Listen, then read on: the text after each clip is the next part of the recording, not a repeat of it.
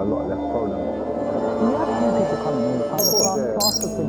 Be specific. Yeah, exactly. I want 4 sockets in every room with one light. You never told me that. No, it's 50 quid more per room. I want 250 quid, and you're like, what? No. Not sure if you're gonna have a problem because you'll just be like, don't don't make me, bro. Hey. Bro. Done. Already know it's the one and only MVP.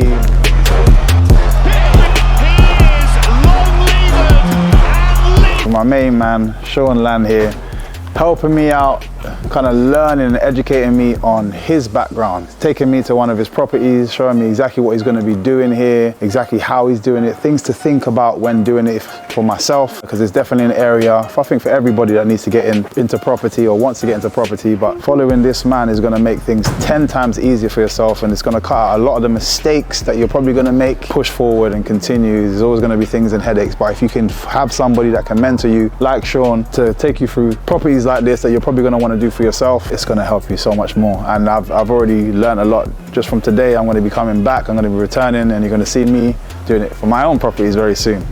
Nice one, let's go. So before I even go inside, I'll just let you know what's sort of been done and what's the objective. Normally you'd buy something, the whole purpose is to add some sort of value to it, And to do that is you either got to remodel it or modernize it or make it look better, So that's why we've got it at a discount, for example. So with this one, I've knocked out 6 chimneys already. I've sold the bricks, replastered the whole place already. Brand new electric. So sorry, when you got it, how many? What was it? How many bedrooms and? So at the moment it's a 3-bedroom house, but we've turned it into a 5-bed because 2 of the rooms downstairs are extra bedrooms, and one of the rooms upstairs actually we've turned it into an office. So it's like a little bit quirky. So if somebody wants to rent the office and say I want to work from home and this is a kitted out place, then we can charge a little bit extra, or a more utilized place, really, if that makes sense. Let's start. So our decorator's already starting on this. He's done a bit of the back. You've got to imagine the whole property was like this, dark and dingy. If you can see here, this is where the chimneys were. And if you can see that pattern, that's how much it was. Taking up a lot of space. Now taking it back, even a double bed can go in here, whereas before the double bed will be out here and you're nearly near the door. This could be as a bedroom on a normal. I'm actually going to make it into a nice living room and a baby area on the next, like a little nursery on the next one, purely because I'm doing this one for a care unit. So I'm only going to have 3 families in here. And as you can see, there's the smoke alarm in every room, 1 pendant light, and I've got sockets on every wall. Like I said, you lifted that. Is that one? Yes, the other ones were too low. So these are new electrics. That's why you can see it's not even dried yet. That's dry, that's not, because we've put bond in before. And I put some of these special ones so people can put their USB. So them ones cost 3 quid, £2.95, and they cost 10 quid. So you don't want every single socket USB. You just maybe one utilization and the rest just put normal play ones. That will bring your cost down. Also, these bricks are sold, most of them. So when you sell those bricks back to, who do you sell it to? So you call the builder's yard and you say, I've got London stocks. Send them a picture. If it's the right colour, they go, yeah, that's fine. We'll give you 70p a brick. They sell it for £1.50, and they take it to like central London or something like that and use it for the buildings out there. So when you got HMO, you need fire doors, you need lock that side. This is thumb lock. It's just in case they lose their key, they can get out in emergency. And here you have these fire strips. They're like FIRST strips. I don't know if you've seen them before. But no. What's the purpose of those? Here you go. It's these.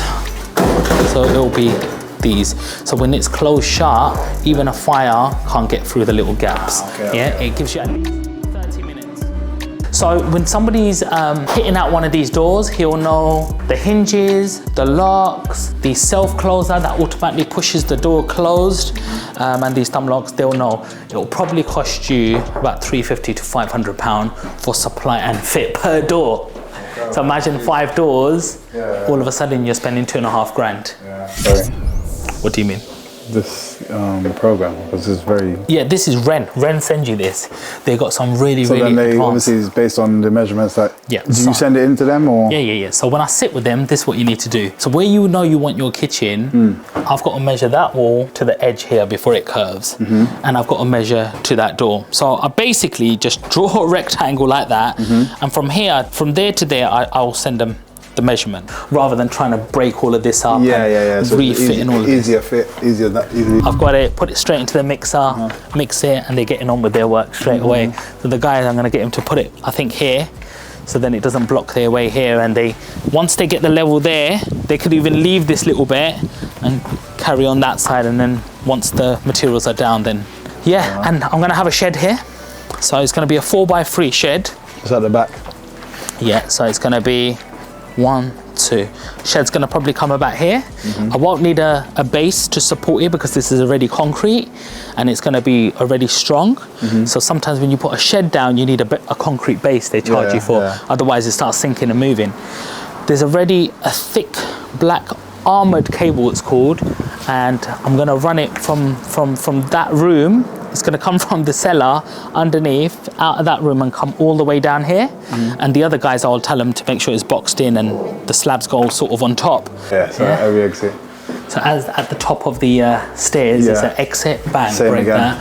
And them 2 rooms, they can break that before they come out. Same thing here. There was a chimney. Same thing from downstairs. What you need to do is you need to go into the loft, and you then need to support the rest of the chimney that comes out of the building. So what you need to do, there needs to be gallows brackets that come out and a metal bracket that sits right underneath where you've taken the chimney out from. So that doesn't come down. And then you just pack it in, and then you also plaster that chimney with sand cement to make sure it's really rock solid so it doesn't Could you go upstairs? That once this is up and running and you're turning over 50, 60 a month, then when I get the planning done for there, it doesn't need as much of a renovation, but I might just put lawful development for a loft conversion straight away. And when I'm doing it, just lift the whole roof off, get my guys within 12 days to get the whole dormer done, get my plumbers in, carpenters, and make an extra room. And I might be able to get 4 families in That's what I'm thinking, in terms of that, Makes sense, isn't it? Because that's... Is there any loft conversions around here? Next door. Next door's done a loft conversion. I don't know if 2.5 weeks if you're around. I'll come back again, definitely. When you see it, it's all covered and I can see it already. No, of course. Time and time again. I was going to say, like, when you've done it so many times, even little things like you say about painting just before, and you're already ahead of the game like that. You just got to know what expected. I wasn't always this guy, bro. No, of course, experience. Yes. Let's stand outside. I couldn't always avoid punches, but... So these are just going to be the smoke alarms, but we don't want dust to go in there because they'll be fucked. And then this is the fire panel system. That's going to be on that wall there, Yeah. Okay, that's what it looks like. So I need to learn how to use this to demonstrate to Ofsted that I know how to use it. Oh, you have to actually... Yeah, because I'm going to be the RI, so I'm going to be the responsible individual on this house, because this is going to be sort of... Okay. I'm going to come twice a week here to make sure that in order to do it, you have to be... That's how frequent you have to come. I'm either going to spend 40,000 on someone else doing this. Yeah, fair enough. Or I come here twice a week. Yeah. Or a Zoom call with my manager and just check all the due diligence is done. It's done, yeah. All the paperwork's done. All my kids are safe for mother and baby units. And then I can almost be sort of a consultant myself. So, this is the bit I'd like you to ask me some questions in your head, what comes to mind. And if I can answer them, anything, no question is just a silly question. I don't even have anything. You kind of explain a lot, like really well. It's weird because of a friend of mine, Yinka. I've been to a lot of his like projects and stuff, and he'll come and explain.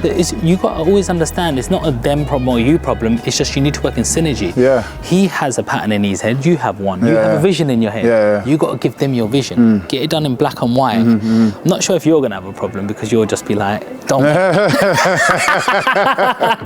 make me, bro. Hey. Bro, get it done. What did he say? You've got that punch. That's what Ed was saying. Ed was going, I was, his dad told me, give him everything you have and stuff like that, yeah. And for me, like when I'm fighting MVP, the only thing, I don't care if I lose, I just don't want to get caught by that punch. And he goes, he dodged it, and that was a win for him, bro. We gave you a massive shout out right at the start. I was like, so what's it like with the? Yeah. When he punches you, yeah, it hurts, but when he's like, are you alright? He goes, yeah, and then you just, it's like he does something internally. That is funny, because that's why my friend was saying about the nickname Venom, because he said it wasn't necessarily just the punch itself, it was how skinny you are, and then the effect was just didn't make sense. Like people, like you say, people was kind of like, that's for someone so slim. Yeah, it's just that sting. The sting was there. You've done something. But Ez, he's an amazing like martial artist himself. I don't know if he played that up, but he's an exceptional martial artist. Because he said he's kickboxing champion 7 times. I asked him, have you met Andrew Tate? Because he was a kickboxing champion. Yeah, have you ever seen him? I've sparred him a few times. You sparred him? Yeah. Really? He's come down to our gym, sparred. Is he that good though? He's heavy-handed. I've been around kickboxing a long time, so I know a lot of people that are way better than him. And not in a disrespectful way, just a lot of people that were just better than him. So when he came to the gym and he sparred, I was like, yeah, he's okay. Yeah. But it wasn't anything like to be like, oh my God, like but he's heavy-handed and he knows how to strike. He's a competent kickboxer. You know what I mean? He had a rough time at ours. He had a rough time. Yeah, but he's done well with the branding and stuff. The guy's exceptionally smart. His dad was even more so. Yeah. I think he just taken his dad's mindset and fit it to modern day, living, and just made. He's very fast, witty. No, he's like I said, and that comes from intelligence. But again, his dad was the first black chess master. So again, he comes from a good place. Of like good mind, so he just knows how to fit it. He also knows how to antagonize people a certain way to get the response he wants, and then he just set everything up really well. But in terms of what he says, like I know he's controversial, but when you break down and cut past the bullshit, he does explain things very well, and there is a lot of reasoning behind whether you agree or disagree. It's not just random words spat out. He does know how to kind of articulate himself to a certain degree to where he can prove a point really well.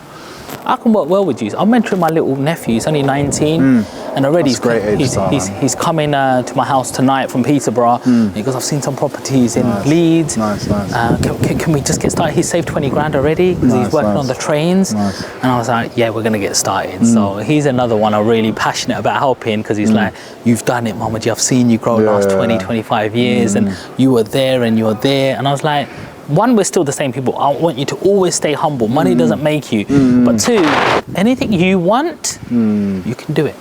Just gotta believe it. It's the same thing in the ring. If you want to get up there champion, you just gotta train for it, eat for it, spar for it.